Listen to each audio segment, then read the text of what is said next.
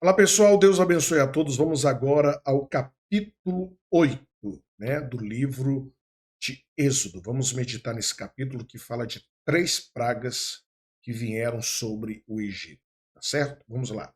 Depois disso, disse o Senhor a Moisés: Vai a Faraó e diz-lhe: Assim diz o Senhor: Deixa aí o meu povo para que me sirva.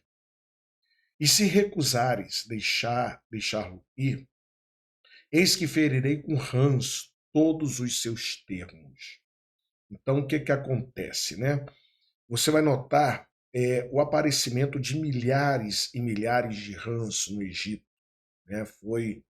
Não foi fruto, né, de uma eventualidade natural, não. Foi Deus que ordenou, foi Deus que falou para Moisés: olha, fala para Arão para ele estender o cajado, né, sobre o rio, sobre os canais, as lagoas, porque vai subir rãs sobre a terra do Egito. E foi o que aconteceu. As rãs invadiram as casas, o palácio de Faraó, né, a terra do Egito. Então, Arão estendeu a mão, mais uma vez, em obediência à ordem de Deus, eles não duvidaram, eles creram. Arão estendeu a mão, o cajado, né? E das águas subiram rãs, cobriram toda a terra do Egito. A terra produziu rãs em abundância, até nos aposentos do rei. As rãs chegaram. Então, foi assim uma calamidade tremenda, terrível. O palácio de Faraó, os egípcios que tinham o costume de serem pessoas tão dadas à limpeza, né, à higiene, né, rituais, agora eles veem as suas casas sendo invadidas por rãs, rãs imundas. Então, isso com certeza foi uma praga que bateu forte nos egípcios, né, da parte de Deus. E o que você vai notar é que Moisés e Arão, assim como fizeram as rãs aparecerem sobre o Egito, depois eles vão orar e as rãs vão morrer. Só que os magos, eles não conseguem fazer isso. Os magos, eles até trouxeram rãs à tona do rio, mas não fizeram nada para que elas pudessem voltar. Então você nota a superioridade do poder de Deus, né?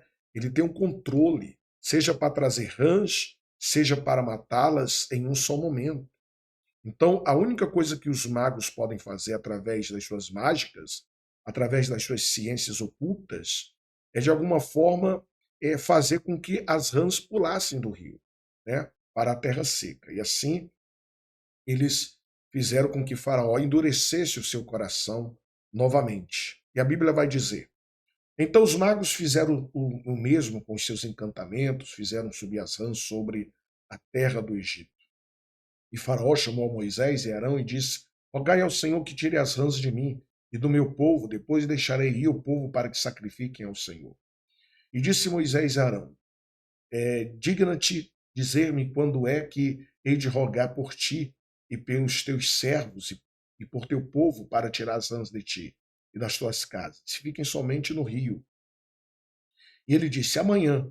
E Moisés disse: seja conforme a tua palavra, para que saibas que ninguém há como o Senhor nosso Deus. E as rãs apartar-se-ão de ti, das tuas casas, dos teus servos e do teu povo, somente ficarão no rio. Então, é muito forte, né? O interessante aqui é o combinado com Faraó. Você vai notar que Moisés pergunta para Faraó: quando é que você quer que as rãs saiam do teu palácio, né, da tua casa, da casa dos egípcios? E aí Faraó fala assim: amanhã. Mas por que que ele não pediu para que as rãs saíssem do seu palácio, né, da casa dos egípcios, de toda a terra do Egito, naquela mesma hora? Porque se era um incômodo, né? Se era uma coisa, uma praga para eles, por que que não pediu para tirar na mesma hora? O que que Faraó ele queria mostrar para Moisés e para Arão, primeiro, que os magos eram poderosos para dar fim àquelas pragas, né? Segundo, Faraó pensava que alguma eventualidade, algo natural, faria com que as rãs voltassem para o rio, né? E para as outras fontes de onde elas saíam. Sem a intervenção miraculosa de Deus, não. Moisés não precisa orar, isso aí vai acontecer antes dele orar. Eu acho que era esse o pensamento dele, porque realmente foi uma praga que confrontou, né, de maneira forte a Faraó, de maneira muito forte ao povo egípcio. Só que você acha que isso amoleceu o coração de Faraó? De forma alguma. Faraó continuou de coração endurecido, não ouviu Moisés, né? E Deus tinha avisado antes. Então, o que acontece? Vai vir a terceira praga. Vai vir a terceira praga. São os piolhos nos homens e nos animais. Vamos ler? Vendo, pois, Faraó que havia descanso, endureceu seu coração e não os ouviu, como o Senhor tinha dito. Disse mais o Senhor a Moisés: Dize a Arão: estende a tua vara e fere o pó da terra, para que se tornem piolhos por toda a terra do Egito. E fizeram assim.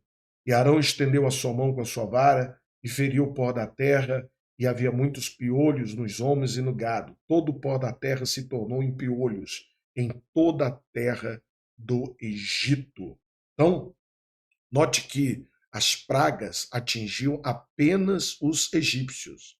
As pragas não atingiam o povo de Deus, não atingiram o povo de Israel. Eles apenas observavam, né, em primeira mão, as pragas assolando aos egípcios. Então pense no incômodo, né, o incômodo em Faraó, monarca considerado um deus encarnado, também os sacerdotes, né, no povo em geral, enfim. Pense que praga assoladora foi essa. E a Bíblia vai dizer: os magos fizeram também assim como os seus encantamentos, para produzir piolhos, mas não puderam. E haviam piolhos nos homens e piolhos no gado. É forte, não é verdade? É muito forte essa passagem bíblica. Os magos fizeram o mesmo com as suas ciências ocultas para produzir piolhos, mas não conseguiram desta vez. Eles conseguem replicar, falsificar a primeira praga, transformando uma porção de água em sangue, talvez jogando ali uma espécie de coloração na água. Conseguiram, de certo modo, atrair rãs, né, do rio na segunda praga, mas não conseguiram falsificar, não conseguiram replicar a terceira praga. Então os magos disseram a Faraó: isto é o dedo de Deus. Então note que o diabo ele consegue falsificar milagres, mas ele não consegue trazer à existência aquilo que não existe, como Deus fez. Deus trouxe do pó da terra os piolhos. Ele transformou partículas de poeira em piolhos, em seres vivos. Isso o diabo não consegue fazer porque só Deus consegue dar vida. Então eles admitem, né, de forma vergonhosa: isto é o dedo de Deus. Não tem como. Então, pense você, era apenas o dedo de Deus assolando o Egito. O dedo, imagine se fosse a mão, hein? Porém, o coração de Faraó se endureceu. Faraó não se comoveu com essa praga, não ouviu Moisés, né, o que Deus falou através de Moisés. Mas Deus já sabia de toda essa resistência, né? Deus teria ainda pragas muito maiores a enviar sobre o Egito, que estava escravizando o povo de Israel. Então vamos agora à quarta praga. A quarta praga é moscas, né? Por todos os lados. Então, a Bíblia vai dizer o seguinte, versículo 19. Então disseram os magos a Faraó: isto é o dedo de Deus, porém o coração de Faraó se endureceu e não os ouviu como o Senhor tinha dito.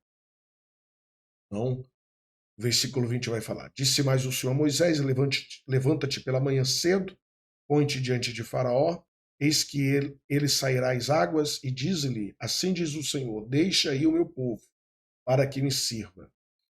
Porque se não deixares ir o meu povo, eis que enviarei enxames de moscas sobre ti, e sobre os teus servos, e sobre o teu povo, e as tuas casas, e as casas dos egípcios se encherão destes enxames, e também a terra em que eles estiverem.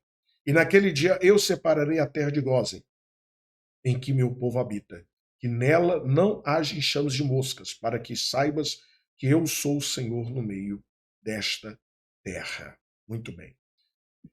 E porém separação entre o meu povo e o teu povo, amanhã se fará este sinal. E o Senhor fez assim, e vieram grandes enxames de moscas à casa de Faraó e às casas dos seus servos, e sobre toda a terra do Egito, a terra foi corrompida destes enxames. Então, é muito forte o poder de Deus, né, em trazer as moscas para o Egito, em controlar até mesmo o voo das moscas, para que elas não invadissem a terra de Goza. Imagina, o povo de Deus estava ali. Então, nenhum do povo de Deus, nenhum dos filhos de Israel foi assolado. Não teve que matar um mosquito durante a noite, porque as moscas não chegavam lá. Não chegavam. Deus afligiu apenas o povo do Egito. É Deus mostrando: eu vou livrar o meu povo, eu vou proteger o meu povo.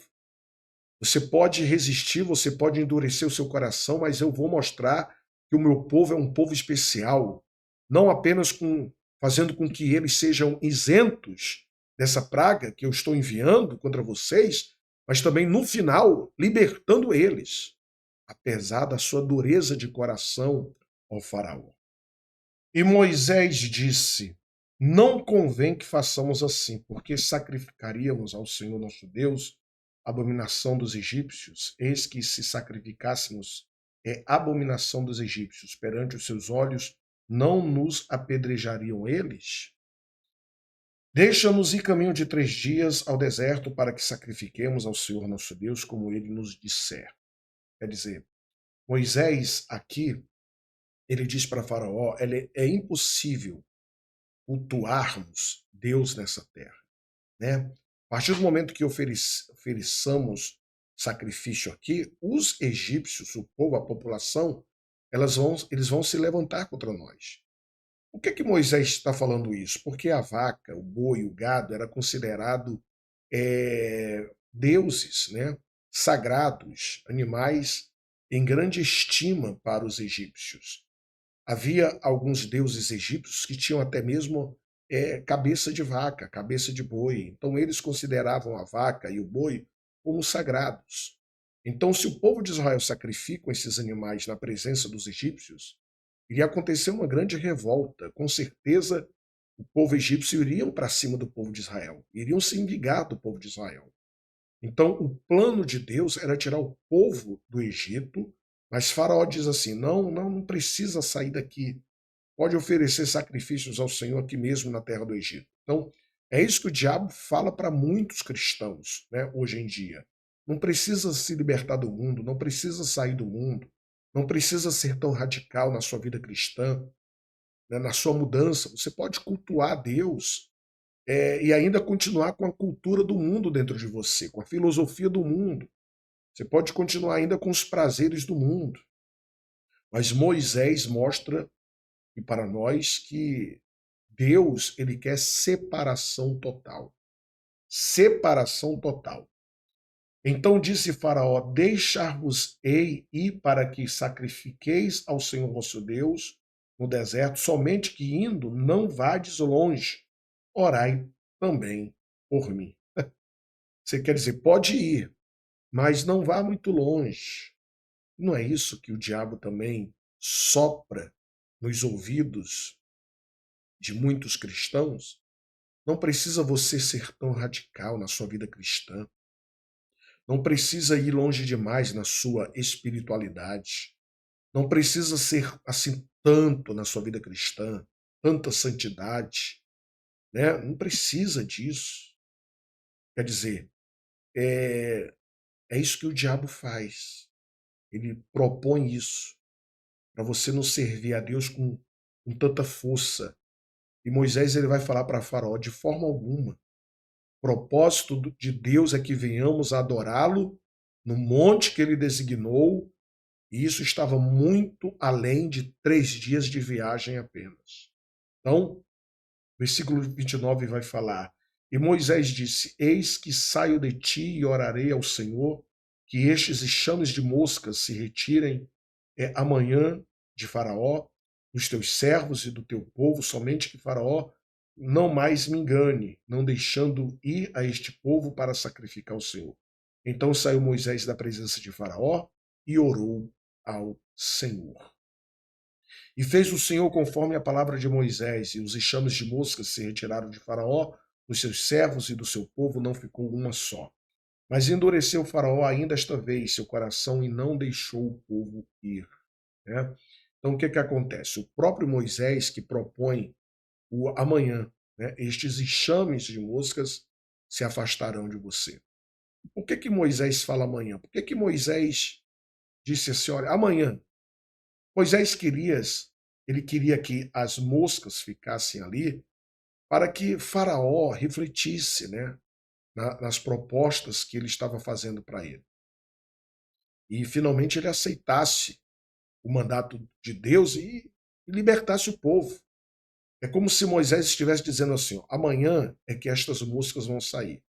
Para que você saiba que o Senhor tem o controle do tempo, é Ele que determina o horário, que elas chegam, que elas saem. Então, é muito forte, né? E para que você sofra mais um pouquinho, né? Um pouco com essa praga. Não me engane mais, fingindo que o povo vai sair do Egito. Só que de última hora, ele endurece de novo o seu coração e não permite a saída do povo. E agora vai vir mais pragas, né? Vai vir a quinta, a sexta, a sétima. Então, no próximo vídeo nós vamos para o capítulo 9, tá certo? Deus abençoe a todos.